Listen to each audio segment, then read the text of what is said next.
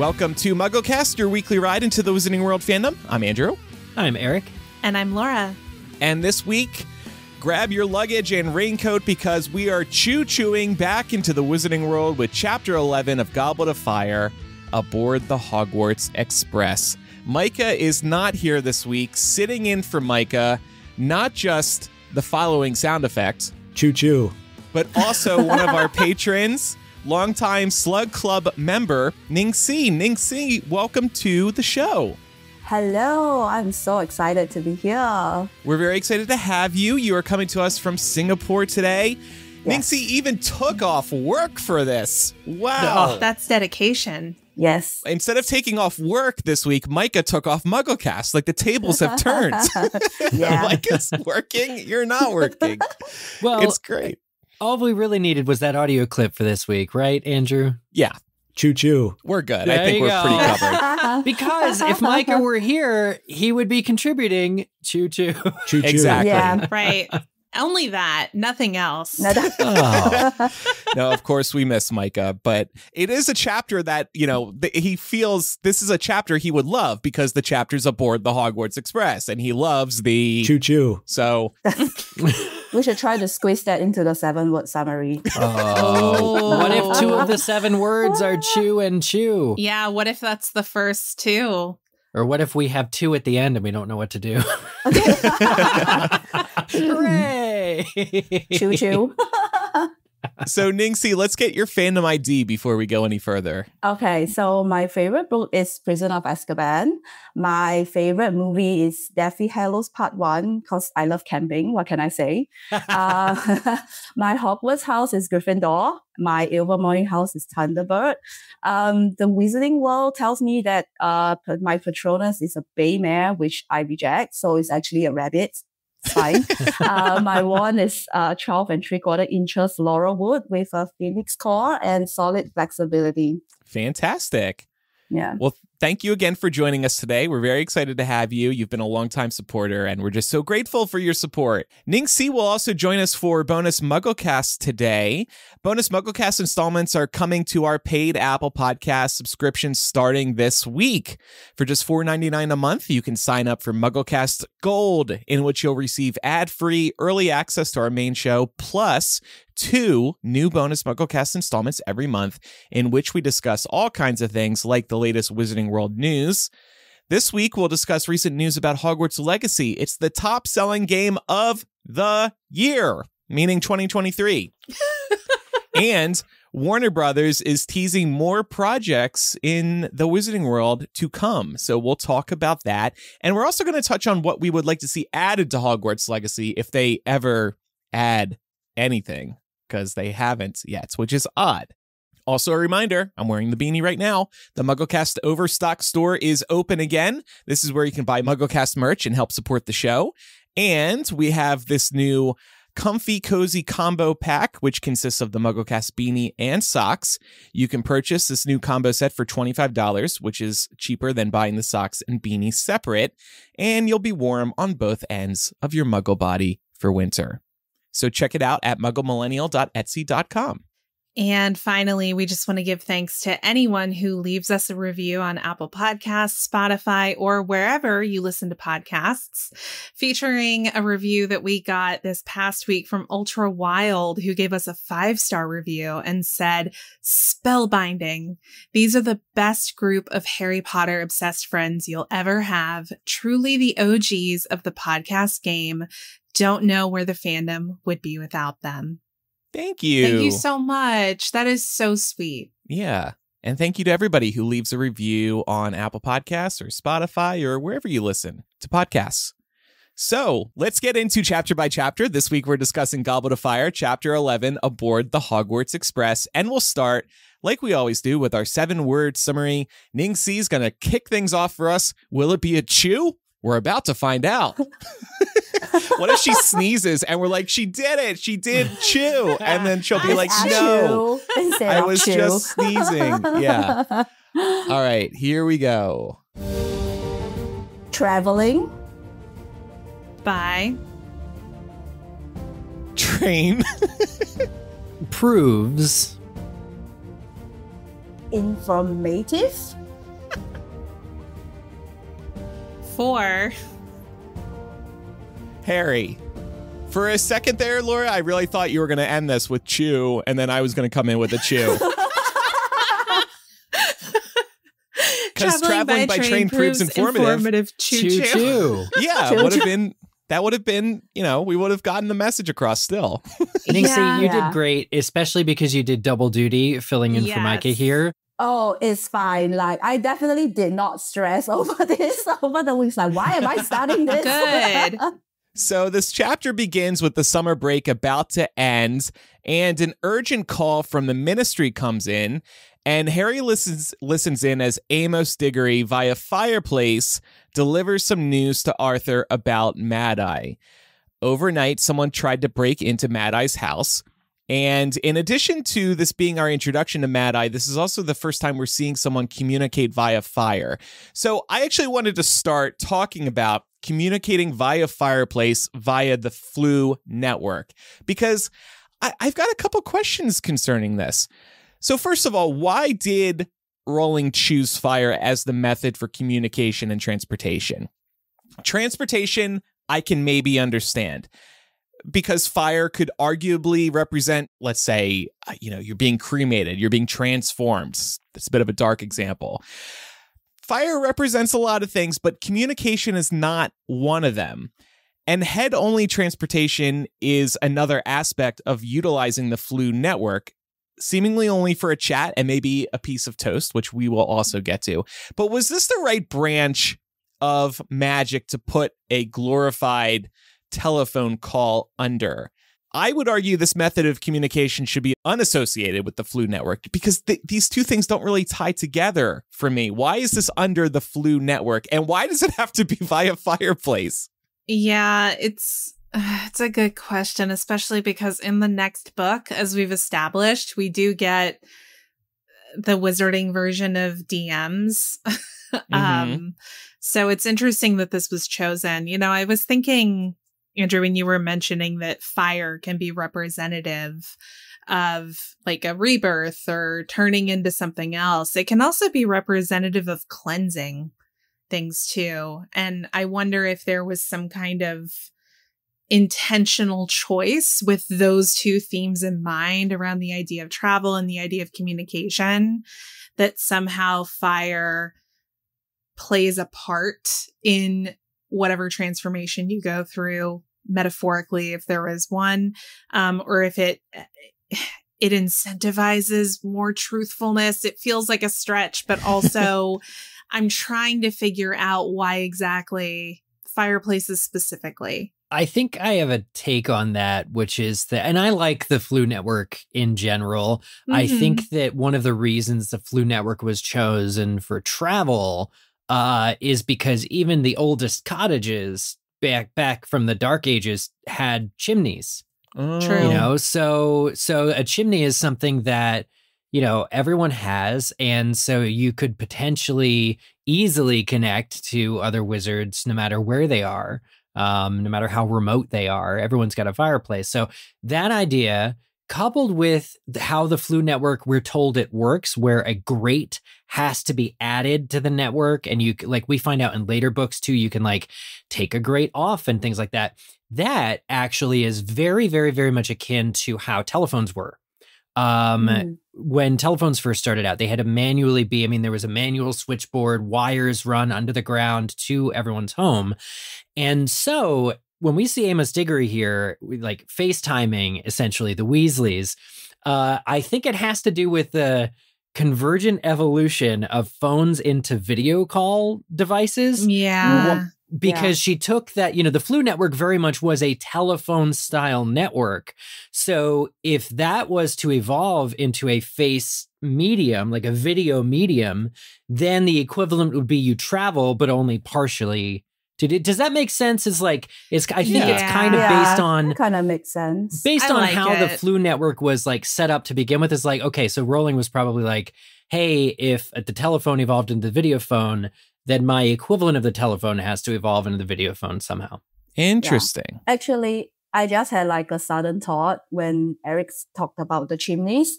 Do you think very, very ancient wizards use smoke signals? I mean, possibly. So with the chimney, maybe that's why they like kept the fireplace system, and then they're like, look, we can like improve this communication by actually like going through it or something. Yeah, I mean, the Vatican still uses smoke signals. Yes, they do. Yeah. Okay. Yeah. I love that idea. It adds a layer, I think, because as Eric, you were talking, I was like, oh my gosh, this makes total sense that wizards would assume, or at least wizards in the UK would be like, well, everybody has a chimney, when it's like, well, in reality, not everybody has a chimney around the world.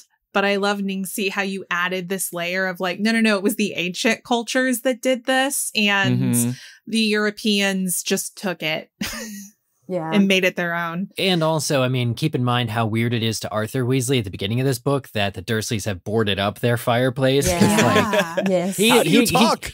He views it like a major thoroughfare. Like everyone's chimney is actually their front door, because I think to wizards, it is in a way.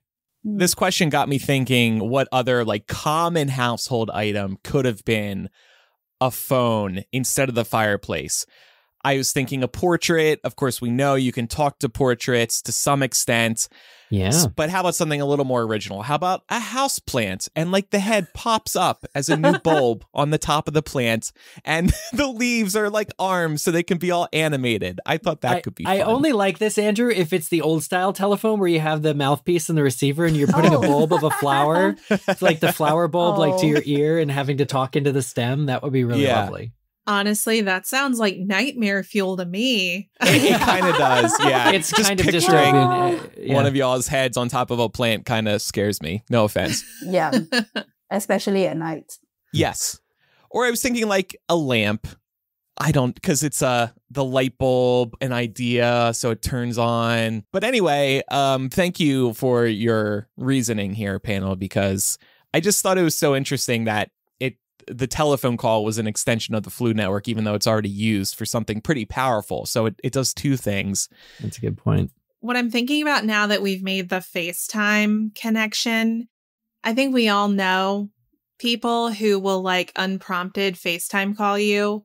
Oh, I hate that. Yeah, not my jam either. What happens if somebody tries to Floo call you and you don't want to take the call? Can you decline it, or does their head just pop up in your fireplace? Can they see into your living room? Just throw water on it. Yeah, at any moment that they want. Vernon's smart for boarding up his fireplace, because he had this thought, Laura. Vernon many was the years original ago. Privacy protector, the webcam, web kind of. I was like, where did Eric's camera go? I missed him thumbing. No, I literally have one of those. I have those little. I have a webcam slider thing. It came with my laptop case. But yeah, it's crazy to think about that. Maybe the fire needs to be started, like going. Like, I think it's probably a movieism that you can take an empty fireplace and just throw the powder down or whatever. But I think maybe if you start the fire, that like opens the call. So like you're available. It's like the equivalent of like unplugging the cord from many people listening won't know what I'm talking about. But unplugging the telephone cable from the wall when you didn't want to take a call and you'd get a busy signal. Yeah.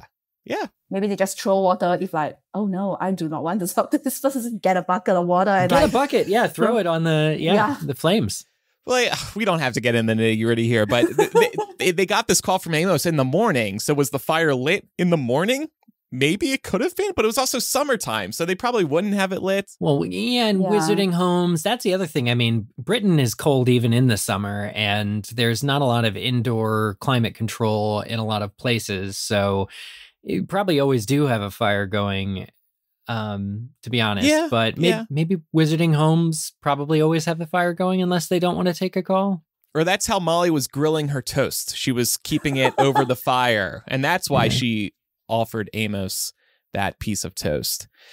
Of course, we do have to address that the way the movies handled the fireplace phone call, it was really bad, particularly in Goblet of Fire. It just did not look good with Sirius's head like kind of popping out of the embers. Whereas in Order of the Phoenix, it was a little bit better. You see him like in the flame. They realized how they did it in Goblet was not good.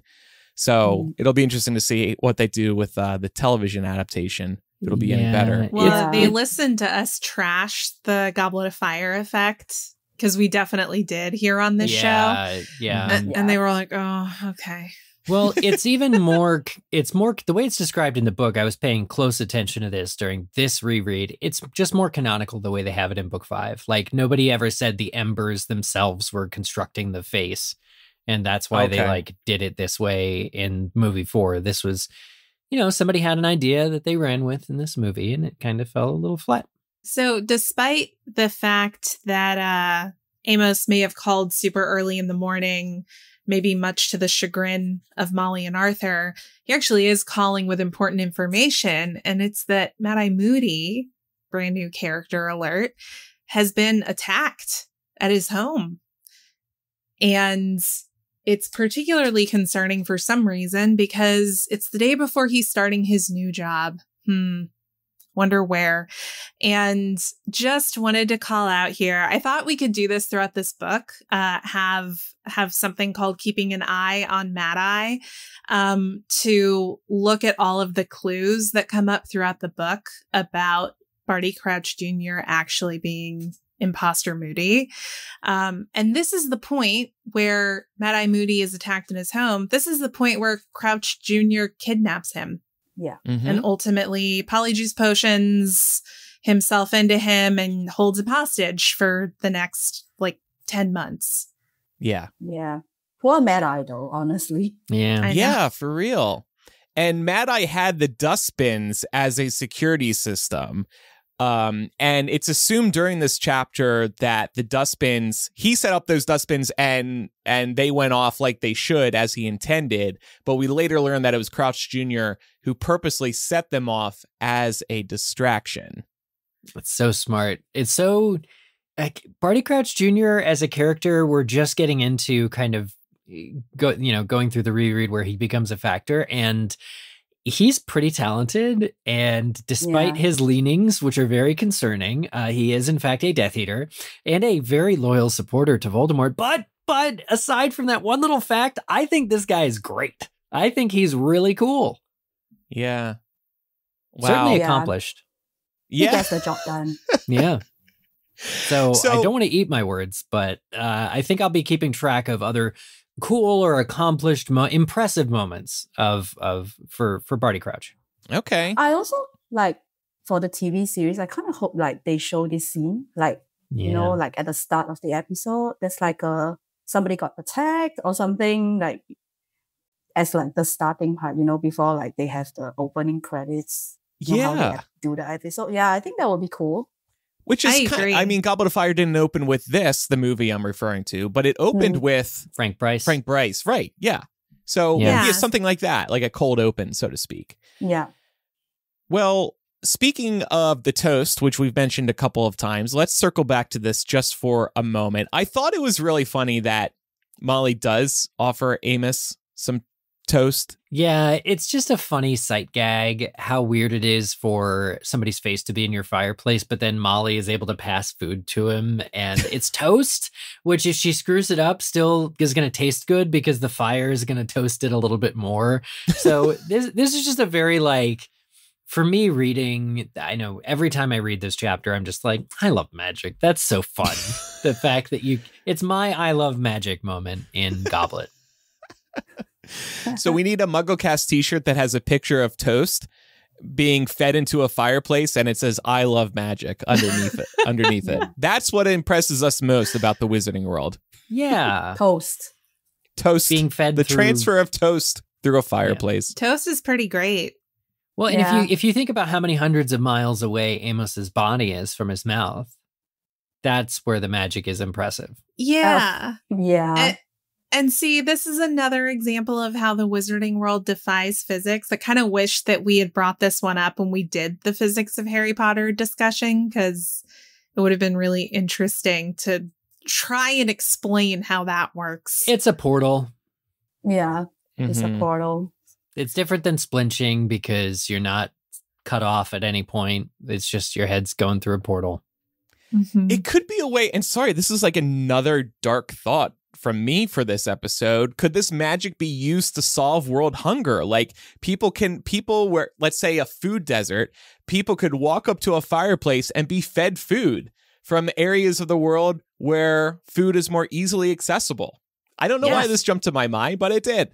And they can also apparently duplicate food Right. and pass it through the Floo FaceTime network.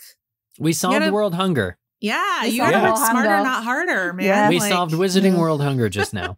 It could also be a really cute way to easily enjoy a home-cooked meal while you were, say, at Hogwarts for term. So Ron's like, oh, I'm hungry. I'm missing Mom's delicious toast and eggs. And then he walks up to the fireplace, unlocks his jaw, and Molly just tosses a bunch of breakfast into his mouth. Thanks, Mom. So let's but get back to then Mad he'd Eye. have to- Oh, yeah, go ahead. Let's keep it moving. Okay. Yeah. We start to learn about Mad Eye. This is the first time for both Harry and the reader. He's a former Auror admired by Arthur and Dumbledore. George, however, thinks he's a bit of a nutter, and Bill counters that he was a great wizard in his time. And as we later learn, of course, he still is. I think it's really interesting watching everyone talk about Mad Eye Moody. So we're learning about this, and the Weasley kids are there talking about it too. And Mad Eye's reputation is called into account. He's called Mad Eye for many reasons, but there's this opinion that he's kind of lost his touch and he's so paranoid, in his old age. Oh my God. And it's funny to see him be so discredited because, as we've established, he actually has been attacked. It was a credible attempt on his freedom. And in fact, they were successful. So it's funny to see it being couched as he's paranoid and, probably a small cat or something set off the dustbins, because it allows us to not be as suspicious. So it's hiding in plain sight what really happened. And that makes for clever writing. And the dustbins themselves feed that idea that he is nuts. Because who would turn dustbins into a security system? Only a nutter like Mad Eye. Clearly, he's Yeah. losing it. Yeah. Well, and yeah. listening to the kind of people that do respect Mad Eye is people like Dumbledore. And Dumbledore is also not fully credible. I think this is a conversation that happens in this chapter too, that, Dad collects plugs, and Arthur loves Mad Eye, but there you have it. So again, it's really smart to call into question the capability and sort of the sanity of Mad Eye, especially in advance of his year teaching at Hogwarts, because it allows us to suspect nothing. Harry's about to find out that, in I guess the next chapter, that Mad Eye is going to be their DADA teacher too. So it's also setting up that, congrats, here's teacher number 4, and he's a nut job. Enjoy. What do you think, Ning Xi? I think whether there is also an element of Mad Eye being the boy who cried wolf too many times. So everybody's like, it's not really worth investigating because it's clearly a false alarm. But so nobody ever bothers to put in even a modicum of effort to try and see if there's any issue. And I think even in the real world, this happens a lot. So, it's kind of reflective of that as well. That's a good point. I mean, in an ideal world, of course, everything will any complaints will get investigated or at least checked out. And I wonder how differently the story would have went if there was even a seed of suspicion or doubt that was planted from this initial incident with Mad Eye. Yeah, I agree with it. And I love that you brought this up, Ning Xi, because it really made me think about how this compares to Frank Bryce and what Frank Bryce goes through earlier in this book. So his community is so quick to accept the idea of him being a murderer because in their minds, the war turned him funny. Right? The war did something to him. He's never been the same since the war trauma he went through. And Mad Eye is also someone who carries both literal and metaphorical war wounds that are used in this case to invalidate him as just being paranoid and to remove his credibility, which makes him the perfect target. Yeah. This also brings up, I think, a recurring theme now at this point in the book, which is the complacency that the wizarding world at large has fallen into. Another reason of the many that they don't believe Mad Eye's in any danger, that any Death Eater or anybody untoward would seek him out, is because they largely believe that Death Eaters aren't around anymore, that all of them are in Azkaban, even though they've just been proven wrong within the last week or so by the emergence of a bunch of them at the Quidditch World Cup. Everyone still kind of thinks that it's safe, and who would ever go after Mad Eye? He's an Auror, like, you can get more than you're bargaining for there. But it's true. Is this another point for your Barty Crouch Jr. is pretty good, actually, Count Eric? It could be. I'm going to have to get a sound effect if we keep getting so many counts so quickly. It'd probably be that ridiculous line from the movie, "Hello, Father," or something. But you have to Eric's do the a really weird good tongue voice thing, actor. too. Yeah. I think that it's a testament to the environment that Barty Crouch Jr. is able to navigate and traverse through. I mean, presumably he threw off his father's Imperious Curse like it ain't no thing. He did it at the Quidditch World Cup, but there was never any ramifications afterwards. The spell didn't come down harder. So Barty Crouch Jr. learning to throw that off, and then so that he'd be able to go and abduct Moody on schedule. Because if he misses it, if he's late by a day, Moody's already at Hogwarts, and you're never going to be able to do this. So yes, Andrew, I would say that actually is another point for Barty Crouch Jr. Yes, Father. Or whatever. Hello, Father. Hello, Father. Eric, you got to record it now. Man, David Tennant was so underused in the movies. Oh, I agree. Yeah, reduced to a plot point with a quiver. Mm-hmm. So I mentioned Mad Eye becoming the DADA teacher. We don't know that he's going to be the DADA teacher yet. It's hinted that he's starting a new job. That's the only clue. But reading this with the benefit of hindsight, the fact that the new DADA teacher is already in some trouble, if Harry thinks back to this, after 3 years of changing DADA teachers, the writing was on the wall for Mad Eye at the outset. Yeah. And yet, I still appreciate that there's a twist to it, right? So, unlike prior DADA teachers, there's something new in Mad Eye. By the end of the book, we learn not only that it wasn't in fact him, but we do get to see the real Mad Eye eventually. And so the next couple years, like, he's not dissolved into ashes the way Quirrell is, and he's not permanently memory revoked the way that it's yet another way for a DADA teacher at Hogwarts to wind up. And actually, if we consider Barty Crouch Jr. was actually the DADA teacher, then he got the Dementor's Kiss at the end of the year. So it works both ways. One more thing regarding the Amos FaceTime call. He uses the phrase pleasemen instead of policemen. Mm-hmm. It got me thinking, what would pleasemen actually be? Pleasemen. Well, they would please everybody. They wouldn't. They would be very well loved and bastion of their community. They would de-escalate heavy conflict. They would probably not carry guns, and they'd just be very pleasing, maybe to look at. Oh, like hot fireman calendars? Yeah, like the fireman calendars. Exactly, Nancy. You got it. Yeah. When your cat gets stuck in a tree, when your Mrs. Norris gets stuck in a tree, you call up the pleasemen and please come save my cat, man. And they're happy to help. Grab that cat while looking attractive. It'd be a simpler world. Mm-hmm. And then you give him some toast at the end. Oh, yeah. As a thank you. All right. So anyway, let's move on to what happens aboard the Hogwarts Express, this chapter's namesake. So they get on the train and the trio listen in on Draco discussing Durmstrang, and we learn the Malfoys have a fondness for the school because they do not accept Muggleborns, which, by the way, is an interesting tidbit because Hermione later goes to the Yule Ball with Crumb. So maybe Crumb has something to say about that. Or maybe this is actually a little bit of proof that this actually isn't true.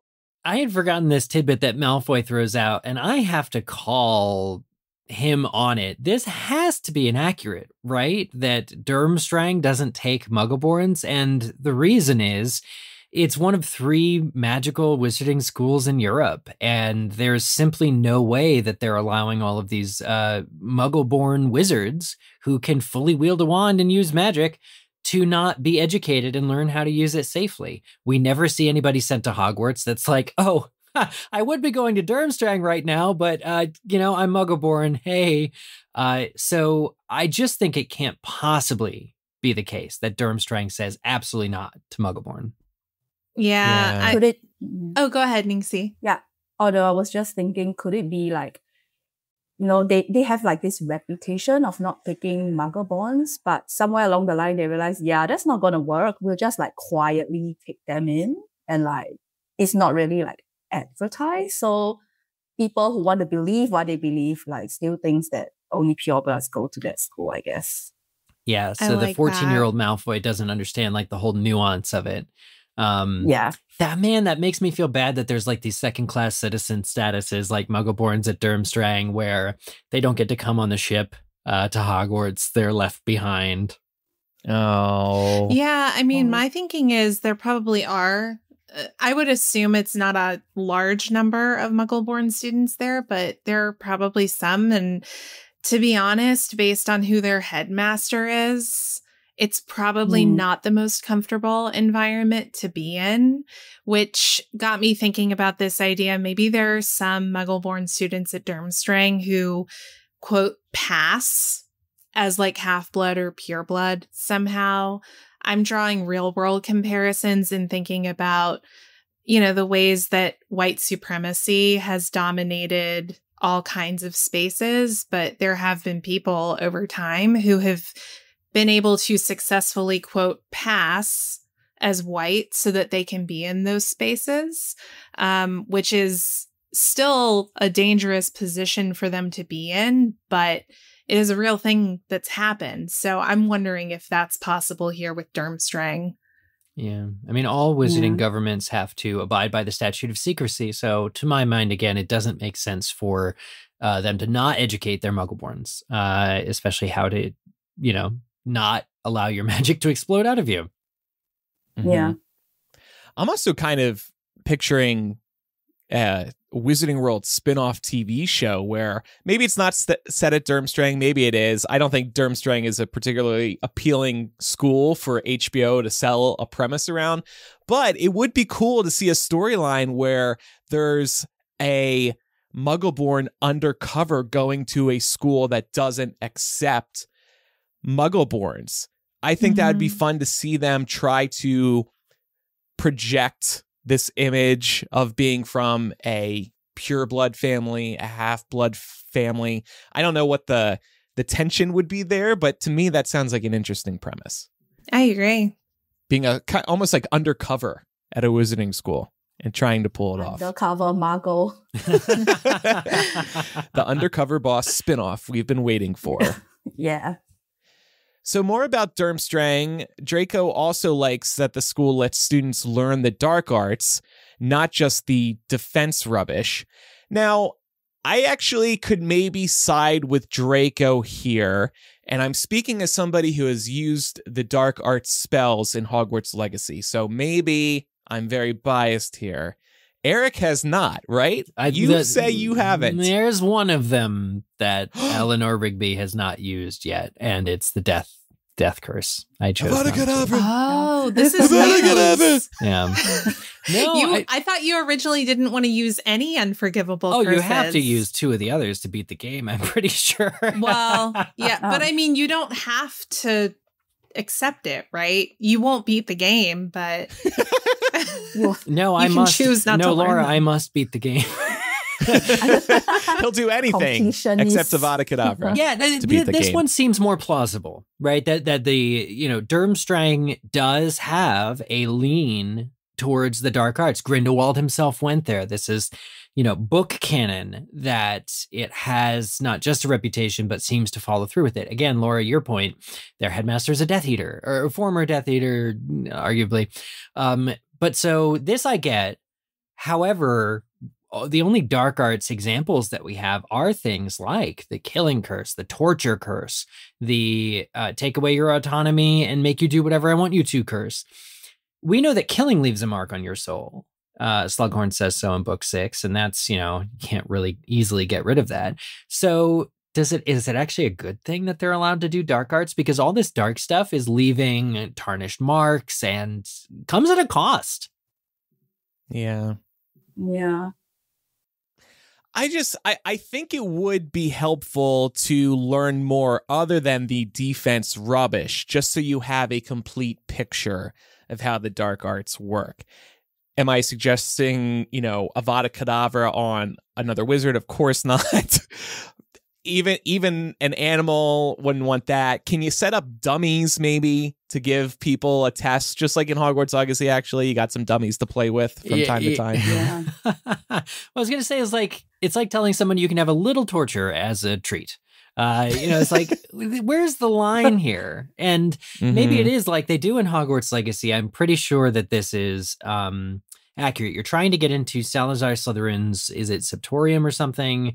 And your friend has to curse you because in order to get in, it needs to experience the curse. And so you both consent and agree to have the curse performed on you or on him or something like that. Like, that's something I can see being an example of what would happen in a school where they teach dark arts. But if you're being instructed and if it's like straightforward pedagogical lesson, I don't think you can actually give consent. I don't know how any of this would actually work in practice. I wonder if there's some Wizarding World equivalent to the drunk goggles. Did y'all ever have to use those in high school when you were learning how to drive and they wanted you to experience what it was like if you were driving drunk?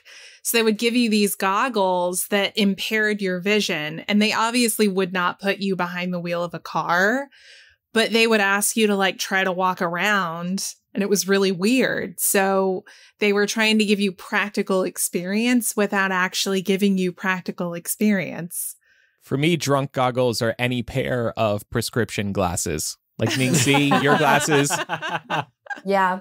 I'm basically blind without my glasses. Oh, so there you go. I just need to take them off and that will be fine. You were going to say something. Yeah. Go ahead.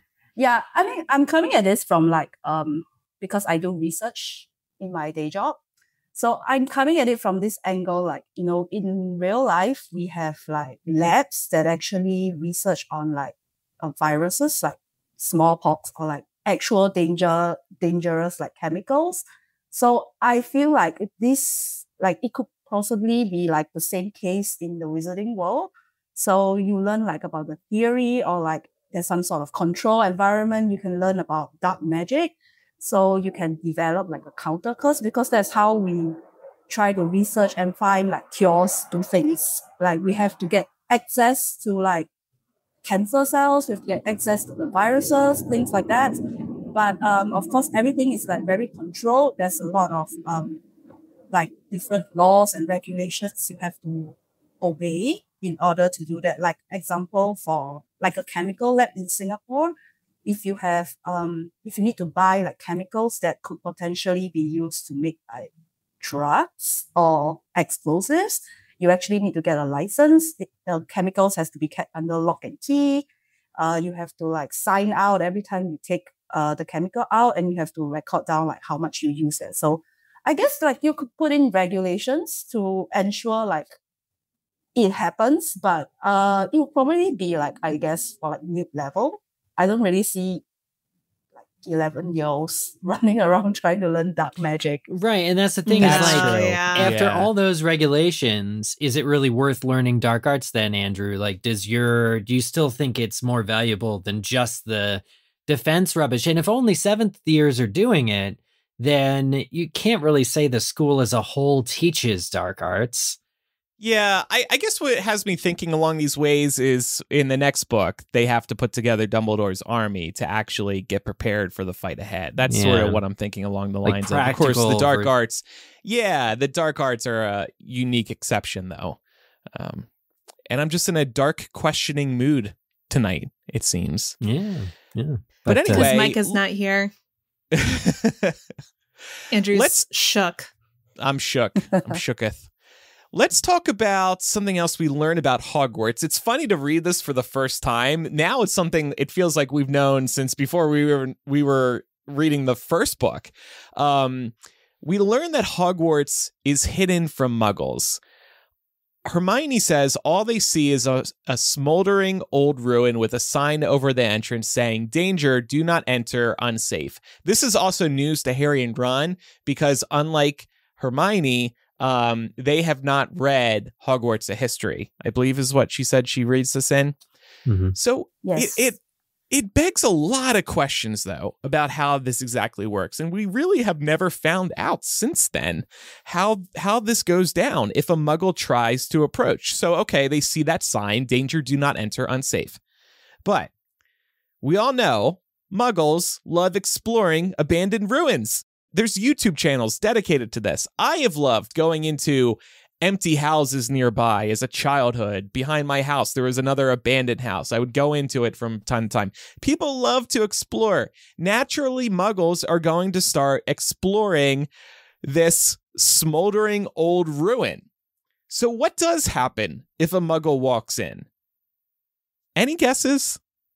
Do the dark I'm arts come down guessing- on them? Do they get Avada Kedavra? I mean, there could be. Smited to death. Yeah, there could be. That's how Hogwarts students get to practice. Sorry, go ahead. Yeah, there could be secondary charms and things in place. Hermione maybe is only listing the first one because if you look at the Quidditch World Cup, we were told that there was an anti-Muggle charm on it that would make you think that you forgot something at home. Like, oh, I left the oven on. Crap. Like, I can't ignore that. Like, something like that where initially, yes, it's a ruin, but if you go closer, then you forget something or you become convinced that somebody that you genuinely love is in ill health and you need to visit them right away. Some kind of, psychological deterrent in addition to, because you're right, making it a ruin wouldn't really deter most people, especially now with all the YouTube traveler people that you're talking about.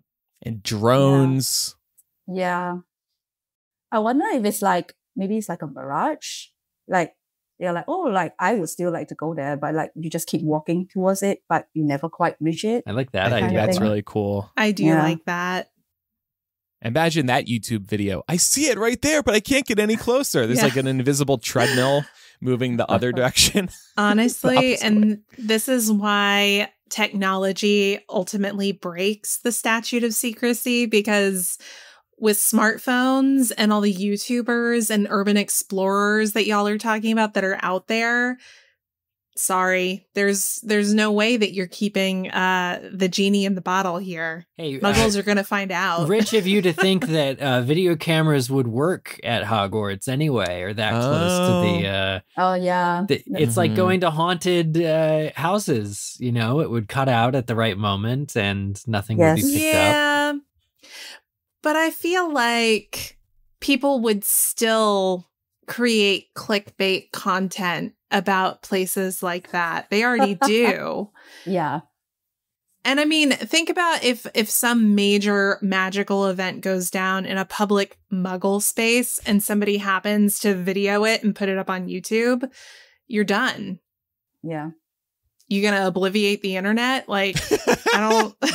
I don't think so. Did you guys see that supposed alien at the mall in, was it Florida or something? There was a huge cop presence. And Oh, yeah. Yeah. There's little clickbaity type stuff like that all the time. I don't know, Laura, you've convinced me we have to go to Scotland and try and find Hogwarts. Wasn't there a Didn't somebody documentary already about do that? that? We should videotape it too. Just some friends going and trying to find Hogwarts. Get Michael to do that. Isn't he in Europe now? Oh, That's yeah, it. he's He pretty could- close. Yeah, get- He's get like- Michael to do that. Practically right there, right? You get a head Compared start. to the rest of us, he's right in the backyard.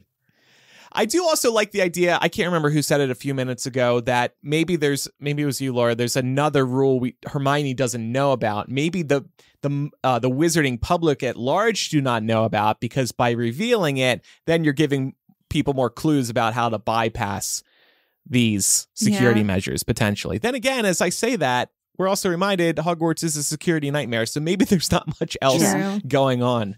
That's very true. And credit where credit's due. That was Eric. Well, and sorry. We hear about this deterrent, but we have no examples of Muggles getting deterred actually or seeing the ruin. In fact, Jacob Kowalski at the end of the second Fantastic Beasts film walks straight up to Hogwarts, is grinning ear to ear. He can clearly see it. Maybe that man just loves his old ruins.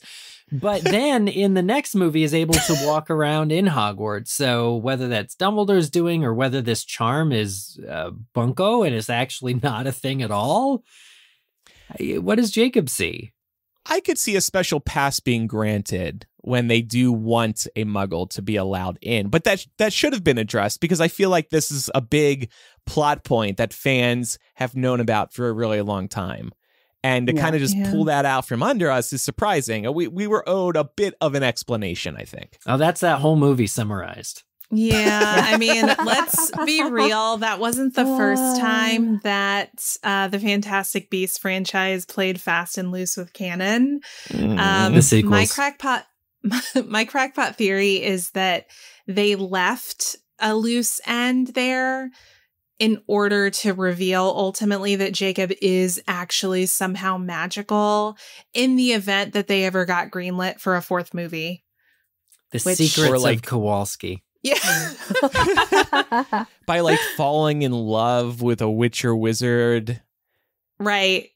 You retroactively backwards through time can see Hogwarts, a school that Queenie didn't even go to. No, you become a wizard yourself is where I was going with that. Oh. You become a half-blood, a half-love blood. You know what? A love blood. It was you make out with a witch, and it was you the magic. You swap and magical. spit. It was the magic of their eventual descendant, Anthony Goldstein, that allowed the great-great-great-grandfather of him, Jacob Kowalski, to see Hogwarts.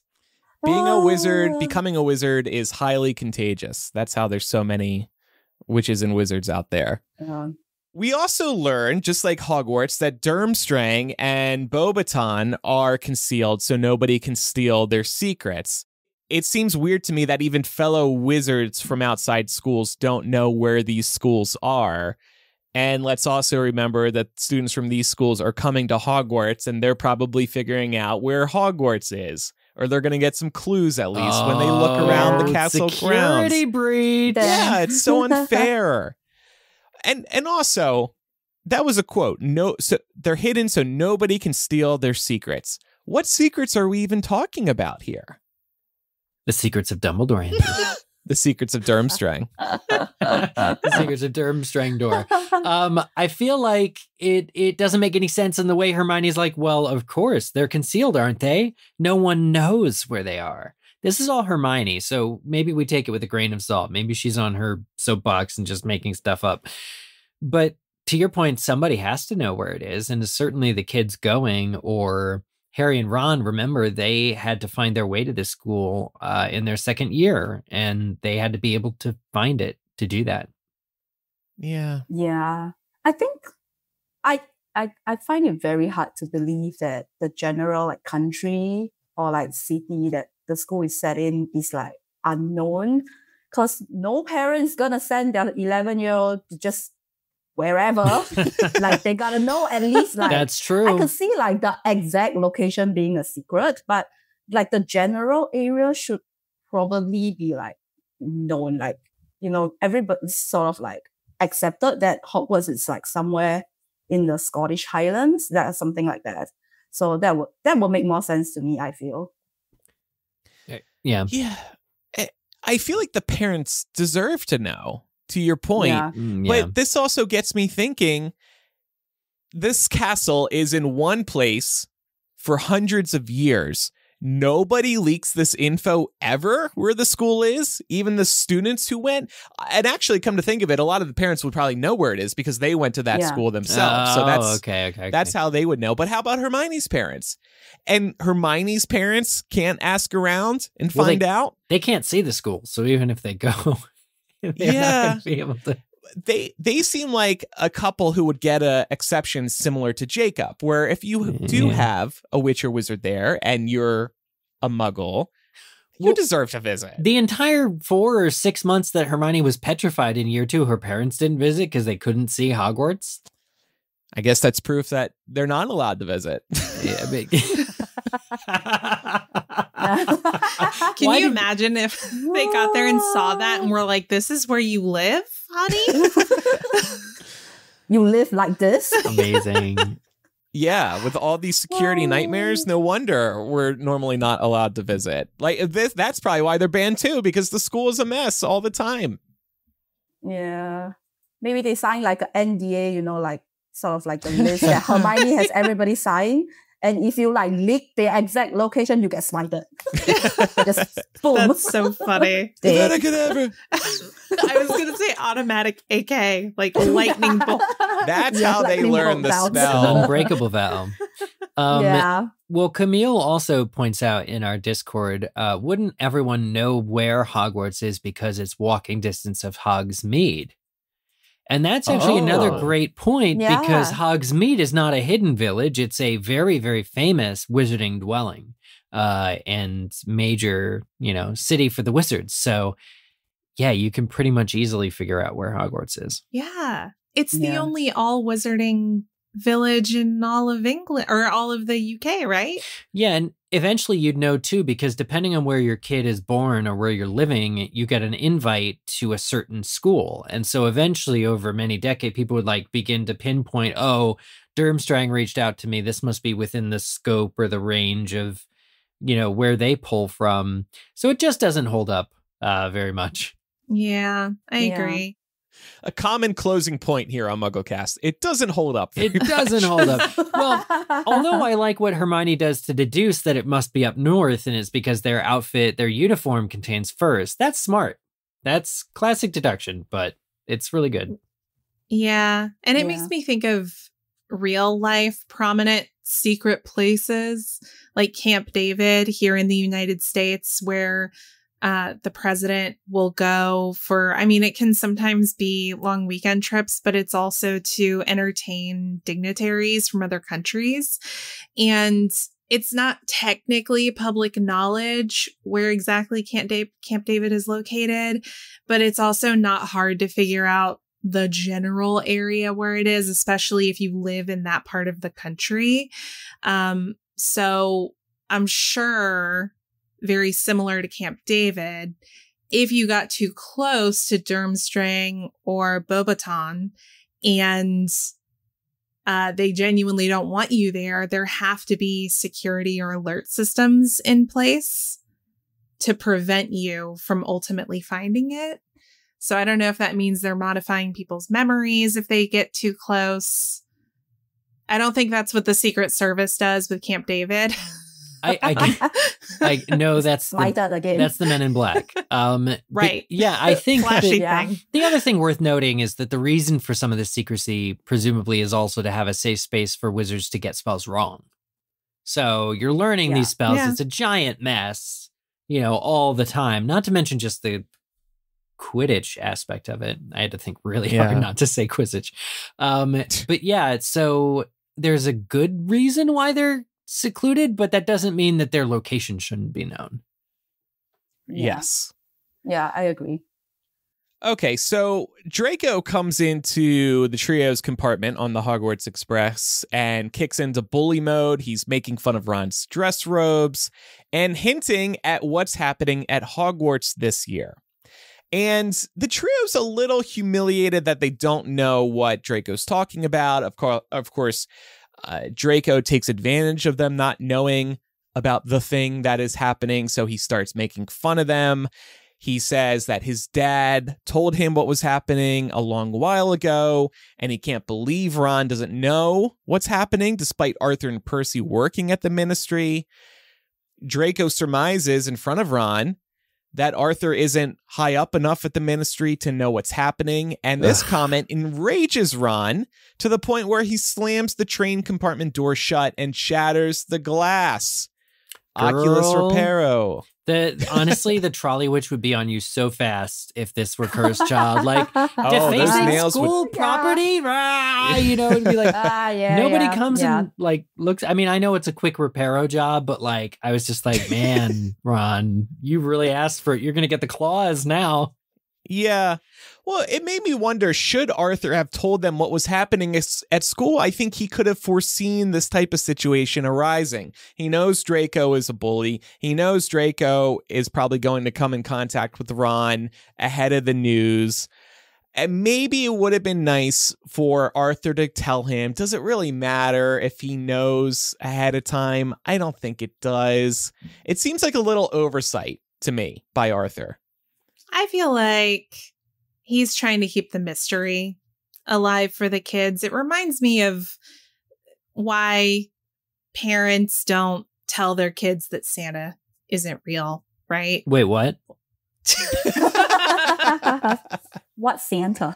Yeah. But I mean, and I think you could find a number of examples, right, of things that parents like to keep alive for their kids because it's mystery, it's imagination. And this is allowing Hogwarts students to theorize and speculate about what's coming. So it's fun, you know?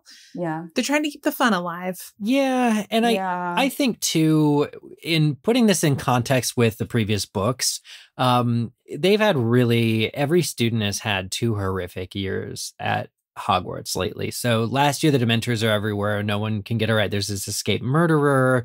Everyone's closely watched. The year before is the Chamber of Secrets being opened, and everyone's in fear and danger and everything. So the adults really seem to think that this year's Triwizard Cup and the announcement and all the hubbub is going to make up for and erase the recent trauma and recent horrors. And so that's why it's a secret, is because they really want to shock the kids into like, and my God, this is going to be amazing. And wow, I'm so excited. So that's why it's a secret. So like, I think keeping that in mind, even though, you know, I mean, I know we're going to talk about the Triwizard Tournament, like whether the tasks are actually that exciting for anyone else to watch or not. It's designed to be this huge thing that makes up for the last couple years of their lives. And so that's, I kind of think, why it's a hidden thing. And also Arthur can't predict that Draco's going to be this douche. You know, like, I'm so important, my dad's important, your dad mustn't be important. No one can predict that. That's just bad behavior. Yeah, I feel like this part is more like on Draco than like whether the adults should have told them. Because, you know, there's always that one guy who's like, oh, I know more than you. Yeah, whatever. Draco does love being that person, doesn't he? He does. All right. Well, let's look at some odds and ends. Eric, you want to kick things off? Yeah, we mentioned the dustbins and Mad-Eye Moody, but his paranoia reminds me actually of Horace Slughorn, who just 2 books from now, at the start of it, is on the run and actively trying to avoid Death Eaters as well. And so it's kind of a nice little parallel between the real Mad-Eye Moody and Slughorn. Both have made some enemies in Voldemort's inner circle and are just trying to stay ahead of the game. So I definitely thought of Slughorn when I was hearing about Moody and his dustbins. Laura, we mentioned this at the top of this discussion. Last week, you worked the word pistons into the show. You said we were firing on all pistons. And I was like, who says that anymore? And then I'm reading this chapter and the word pistons comes up. Did you know it was coming? Yeah, definitely. Okay. Good answer. Yeah. The line was, the pistons hissed loudly and the train began to move. I was just impressed by the coincidence. Why Yeah. wasn't an alternate title of Goblet of Fire, Harry Potter and the Pistons Firing? I don't understand. And the fire of pistons. What did you notice, Laura? Yeah, so just noticed a real quick mention of the horseless carriages. Not gonna remain horseless for long. Yeah. Watch this space. Yeah. This time next year. Time for MVP of the week. I'm going to give it to the concept of the dustbin security system. It sounds cheaper than my $99 a year Amazon Ring security subscription, so maybe I'll look into setting this up outside my home. I could just imagine. Thanks, Mad Eye. I could just imagine visiting you and it's like not deactivated and all of a sudden. Some call him mad. I call him fiscally savvy. Frugal Moody. Yes. Frugal Moody. Here we go. Money saving Moody. Sorry. I like that. Good hyphenated. You worked the hyphen in there. I'm going to give my MVP to Draco only because he knows exactly what to say to get to Ron. How does he do it, I ask? Oh, yeah, that's right, because he has no moral fiber at all. I'm going to give mine to Mad Eye. He's the second character in a row that we have in this book whose introduction jumps off the page without him even being present. Ooh.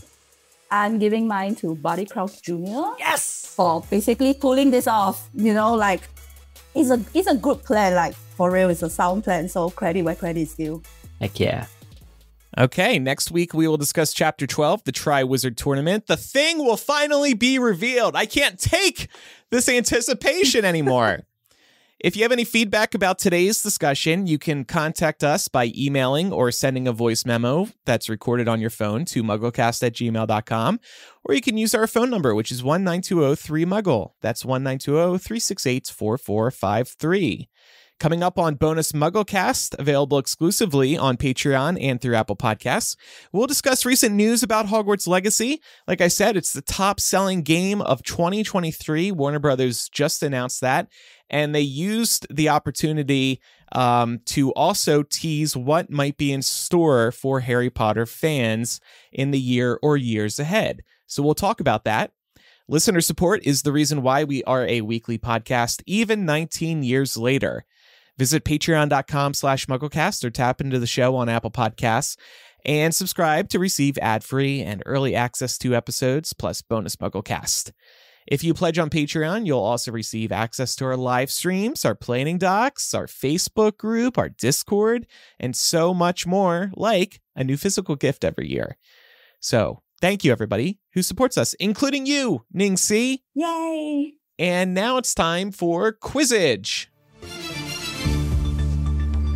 Last week's question, what spell does Hermione start learning on the Hogwarts Express?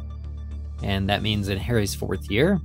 The correct answer was the summoning charm, or Accio, which she's going to teach him later in the year. So that's kind of exciting. Little looking ahead bit. Correct answers were submitted, and we have kind of a mix of regular names and fun names. So here we go. Micah's new French accent.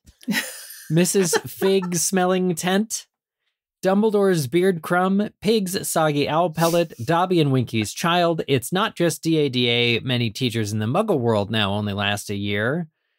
Micah's fiance. Okay. Quite the dark episode. He's learning French and getting engaged. Hope he texts us about that. Insert smart pun here. Weaselby, Grindylow Hunter, Justice for Winky, Buff Daddy, Katie, Elizabeth K, and Nate. I challenge you to a duel, sincerely, Luke. Oh, God. And this is getting... this is out of hand. You know what? Somebody else submitted...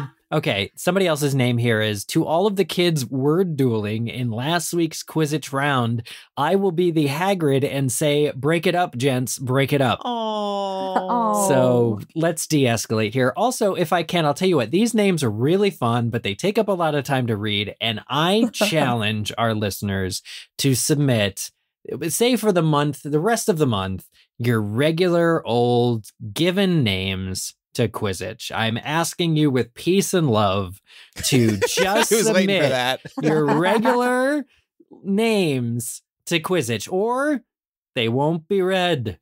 They won't be read on Quizzitch. From this moment forward, with peace and love, please. So we've had enough of the names for now, the nicknames.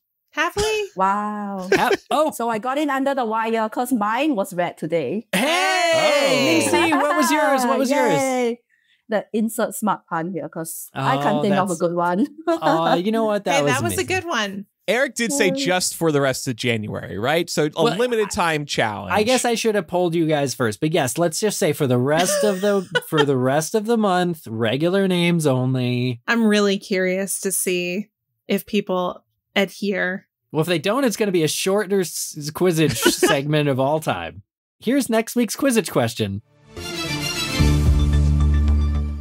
This one's a bit interesting. Name 2 of the 3 items that Filch has added to the list of forbidden objects at the start of Harry's year 4. There are 3 items that Filch has added. We're asking you to name 2 of them. Could be anybody's game. Submit your Quizzitch answer with a regular name to us on the Quizzitch form, mugglecast.com/Quizzitch, or click on Quizzitch from the main nav. Ning Xi, thanks for joining us today. It was great having you. And again, we really appreciate your support. Thanks for having me. You're so welcome. Thanks for taking off work today for us. Enjoy the rest of your day off. I think now it's not even 11 a.m. there, so you got the full day ahead of you. Yeah.